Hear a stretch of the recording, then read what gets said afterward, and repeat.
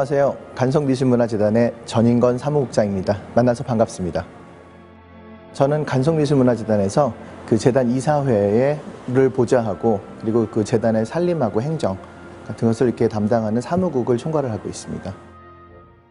일제 그 강점기에 식민지 지식인으로서 그 간송께서는 자신의 책무를 이제 이 식민 지배를 영속화하기 위해서 이제 우리의 그 역사와 문화를 조직적으로 파괴하는 이런 식민사관을 심고 있던 일제의 항거에서 우리의 그 뛰어난 그리고 우수한 이 문화를 입증할 수 있는 문화재들을 모으고 보호하고 또 연구함으로 해서 언젠가는 반드시 다가올 광복에 그리고 또 그 이후에 우리나라 사람들이 이런 그 문화적인 자긍심을 되찾고 또 가질 수 있도록 그 문화재를 보호하는 일을 집중적으로 하셨습니다.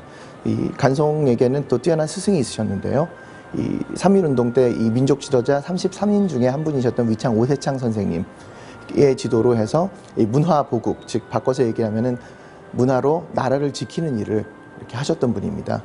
동시에 그 간송께서는 집 안에서는 뭐 큰 소리 한번 내신 적 없고 또 매 한 번 드신 적이 없는 아주 자유로운 아버지이기도 하셨고 음악과 미술을 통해서 이 문화의 그 아름다움과 또 소중함을 끼워주시기도 하셨고 또 이렇게 조용하게 또 이렇게 자유롭게 이렇게 해주시는 그런 그 자유로운 아버님이시기도 하셨습니다.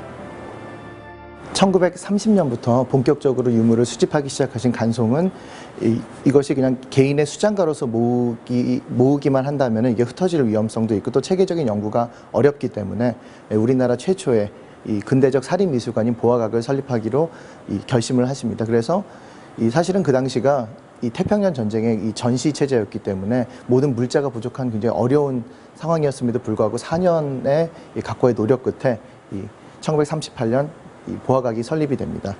이 한국전쟁이 끝난 얼마 후에 1962년에 간송이 돌아가신 후에는 이것이 잠시 갑작스럽게 돌아가셨기 때문에 좀 어려운 시기를 맞기도 했는데요. 1966년에 한국민족미술연구소가 설립이 됐고요.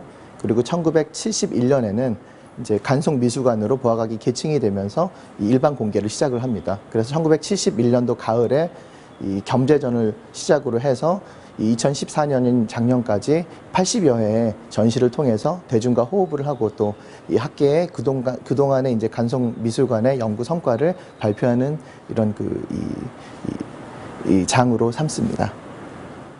간송미술관이 다른 사립미술관, 국내의 다른 사립미술관과 다른 점이 있다면 크게 두 가지가 있습니다. 첫째는 이 설립 목적이라고 볼 수 있습니다. 간송께서는 일본으로 이렇게 침탈돼서 뺏겨 나가는 문화재들을 모아서 그리고 이걸 체계적으로 연구해서 이게 사실 일본으로서는 식민 지배를 영속화시키기 위해서 식민사관을 통해서 우리의 역사 문화를 파괴를 하려고 했기 때문에 그것을 지키기 위한, 즉 문화로 나라를 지키기 위해서 만들어졌다는 점이 굉장히 다른 점입니다.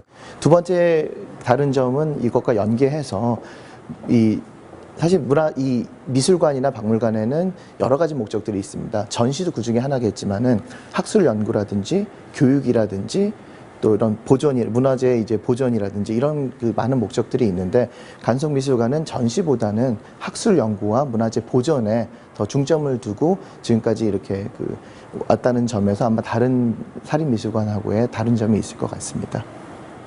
간송께서 모으신 문화재들에는 몇 가지 특징이 있는데요. 그 중에 한 특징은 이 각 시대를 대표할 수 있는, 즉 우리나라의 문화가 어떤 융성기를 맞았을 때 그것을 말하자면 우리 민족과 또 외부에 보여줄 수 있는 그런 대표적인 문화재를 중심으로 모으셨다는 부분이 있는데요. 예를 들자면은 삼국시대의 금속공예라든지 이제 불상 같은 것을 얘기하겠죠. 고려시대의 청자라든지 마찬가지로 물론 청자 자체는 중국의 송나라가 만들었지만은 그거를 더 한층 높인 경지를 끌어올린 건 또 고려의 상감청자라고 할 수가 있기 때문에 이걸 또 중심적으로 모으셨고 또 조선시대라고 한다면은 조선시대의 이제 중후반기의 문화 융성기라고 할 수 있는 진경시대의 회화 그리고 그 이후로 연결이 되는 이제 추사의 독특한 이제 추사체라든지 이렇게 우리나라의 독특한 문화를 보여줄 수 있는 그런 문화재를 중심으로 모으셨습니다.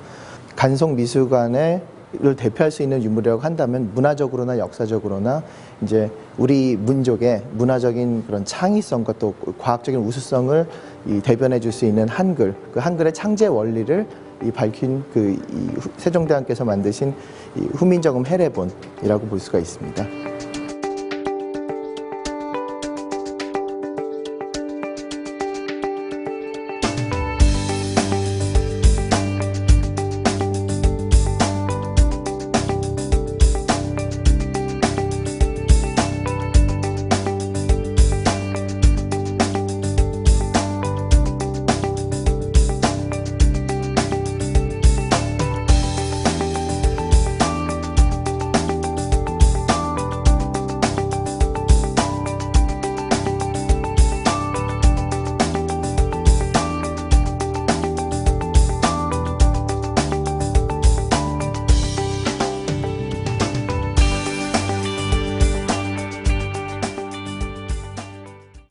간송미술관이 이 DDP에서 하는 전시들은 이제 간송문화전이라는 타이틀로 시리즈물로 가게 되는데요.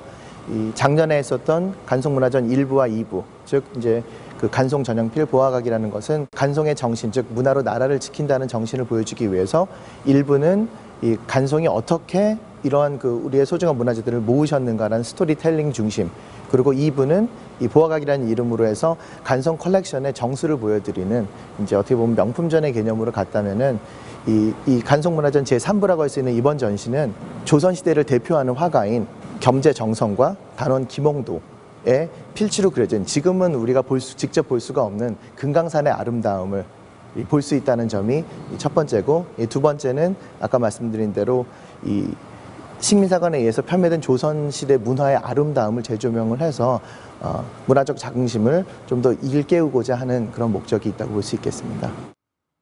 진경이라는 얘기 자체가 이렇게 쉬운 단어가 아닙니다.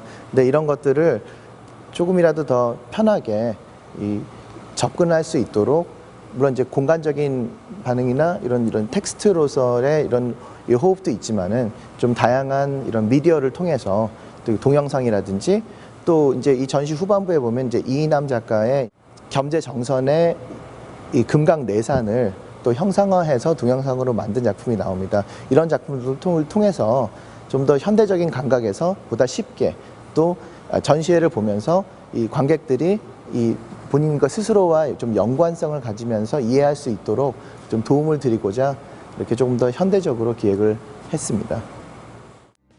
간송미술관은 이제 2015년에도 이렇게 DDP에서의 아주 다양한 대중적인 전시를 통해서, 그리고 또 온라인 전시를 통해서 이렇게 그 대중과 호흡하는 일뿐만이 아니라 이 설립된 목적처럼 이제 그 다양한 또 해외 교류전을 또 기획을 하고, 또 이것을 진행을 함으로 해서 이제 우리나라 국민뿐만이 아니라 해외에도 우리나라 이 민족 문화재의 우수성을 널리 알리는 일을 계속해서 해나가려고 합니다.